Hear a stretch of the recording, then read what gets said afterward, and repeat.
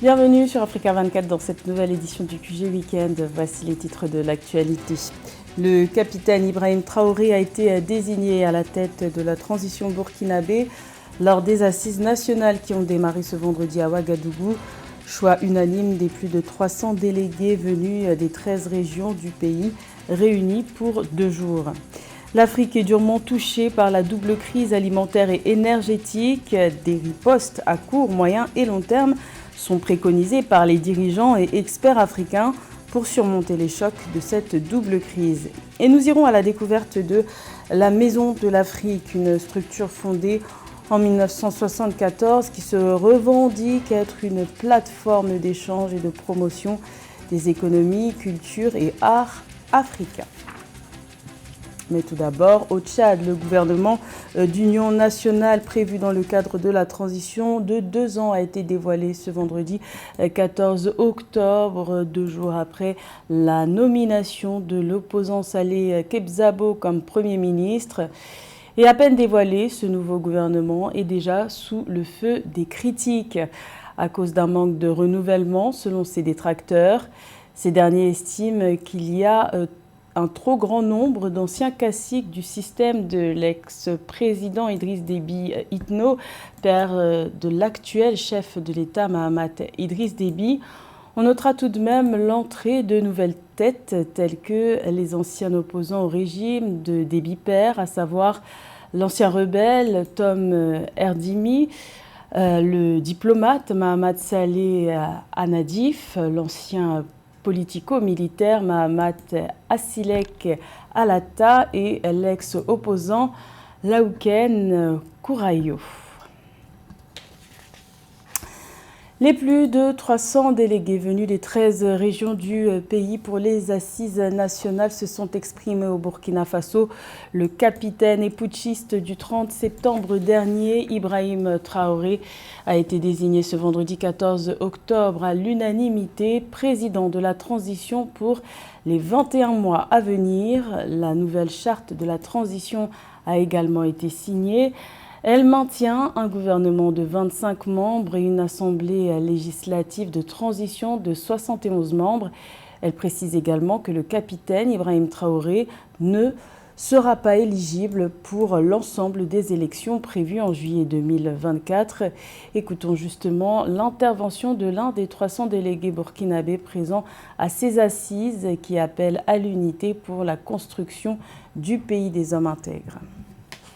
Le Burkina Faso passe par des épreuves qui l'ébranlent jusqu'à ses fondements.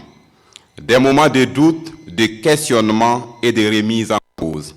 Mais depuis la nuit des temps, les filles et les fils de ce beau pays ont compris que c'est avec tous les bras du village qu'on soulève la toiture de la cage. Distingués invités, mesdames, messieurs, depuis des lustres, ils ont compris que nous avons une seule nation et pour la défendre, même le sacrifice suprême n'est pas cher payé. Alors à chaque épreuve, les Burkinabés posent des actes qui fortifient chaque jour un peu plus le Burkina Faso dont ils ont hérité de leurs ancêtres et qu'ils doivent garder intact et prospère pour les générations futures. Des actes comme celui qui nous réunit depuis ce matin et qui consacrera la signature de la charte de la transition, la boussole qui guidera ces prochains mois le pays des hommes intègres dans sa marche triomphale vers l'horizon du bonheur. Également dans l'actualité, nouveau volet dans le processus de désescalade de tensions entre la République démocratique du Congo et le Rwanda. Le général angolais Joao Masson a été nommé à la tête du mécanisme de vérification ad hoc, chargé d'examiner les accusations que les deux pays se portent mutuellement. Son siège sera à Goma. Joao Masson a rencontré le 13 octobre le président congolais Félix Tshisekedi en présence des ministres angolais et congolais des Affaires étrangères. Cette présentation fait suite à la dernière tripartite Angola, République démocratique du Congo, Rwanda de juillet dernier à Luanda, à l'issue de laquelle une feuille de route avait été adoptée. Elle devait notamment conduire à la cessation immédiate des violences à l'est de la République démocratique du Congo et au retrait du M23 du territoire congolais. Les femmes étaient à l'honneur de la 7e édition de l'Africa SME Champions Forum qui s'est tenue à Kampala, en Ouganda. Il y a une dizaine de jours, 3 femmes entrepreneurs y ont été primées.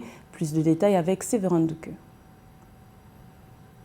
D'après une étude publiée en novembre 2020 par le cabinet international de conseil en stratégie Roland Berger et consacrée à la dynamique entrepreneuriale des femmes en Afrique, le continent africain recense pas moins de 24% d'entrepreneurs parmi la population féminine. Pour encourager les efforts des femmes à davantage s'impliquer dans la PME, ces dernières ont été célébrées lors de la 7e édition de l'African SME Champions Forum les 6 et 7 octobre 2022 à Kampala en Ouganda.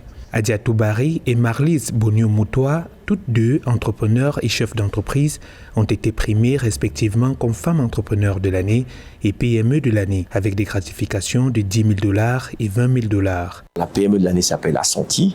La femme qui a reçu le prix de Women Entrepreneur Award, c'est une femme qui dirige une entreprise qui est une fintech guinéenne qui s'appelle Akiba et qui se développe en Afrique. Donc pour nous, le forum doit récompenser et montrer qu'il y a des femmes remarquables qui ne sont pas assez accompagnées. Leur business génère des emplois, qu'il faut aussi les accompagner pour montrer que les 15 à 20 millions d'emplois qui manquent en Afrique, il faut créer, il faut compter avec les femmes.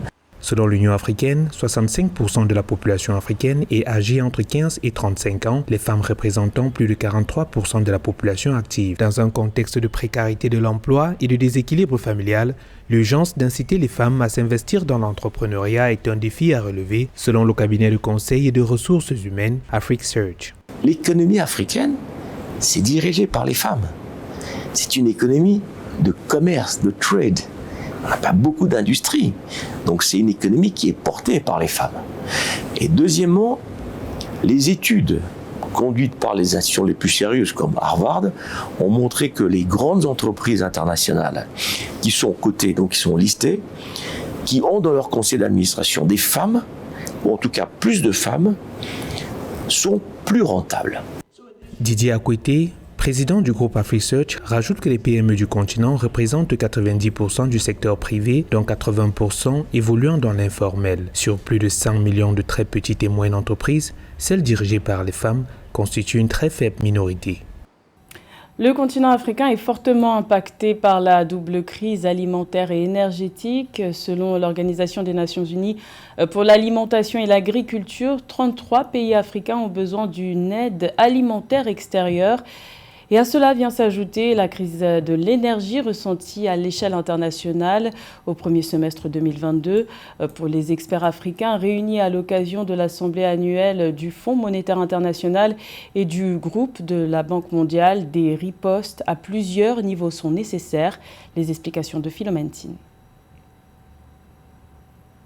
Afin de faire face à la double crise alimentaire et énergétique qui frappe actuellement le monde et parvenir à une résilience, le continent africain doit davantage travailler sur des projets alimentaires et énergétiques novateurs. Les différentes crises ont plongé près de 50 millions de personnes supplémentaires dans une insécurité alimentaire aiguë à travers l'Afrique subsaharienne en 2022, notons près de la Banque mondiale. On n'avait pas prévu qu'il y aurait cette guerre et puis il s'est agi d'accroître les cultures de blé. Sur ce, on a donné des incitations aux agriculteurs pour qu'ils aient juste leur production. Ça a été recommandé à de nombreux pays et pour nous, il s'agit d'augmenter la capacité de stockage et puis nous doter de filets de sécurité pour produire davantage de denrées alimentaires. Le blé n'est pas seulement en cause, l'impact de l'inflation a été assez considérable sur les coûts de denrées alimentaires. Voilà pourquoi des politiques ciblées ont été arrêtées. Les événements récents du Covid-19 et la guerre en Ukraine ont montré à quel point la chaîne d'approvisionnement mondiale en carburant pouvait être vulnérable. Ainsi, les pays africains devraient œuvrer à accroître l'offre et proposer des prix équitables afin de renforcer la résilience du secteur face à l'augmentation des risques de catastrophes. La seule réponse, c'est la résilience et pour cela, il faut une démarche à plusieurs niveaux. Dès que les coûts baisseront, une attitude différente viendra de l'OPEP. Puis, il faut renforcer les capacités pour permettre de reconfigurer notre production de produits énergétiques et relever le défi de l'énergie. La montée des cours des produits alimentaires et des hydrocarbures reste la question qui préoccupe actuellement tous les pays, notamment ceux africains. À cet effet, la proposition de ressources financières supplémentaires, une aide humanitaire et la mise en place de programmes de protection sociale sont les 3 défis clés pour l'avenir dans le cadre de la sécurité alimentaire et énergétique sur le continent africain, selon le Fonds monétaire international et la Banque mondiale.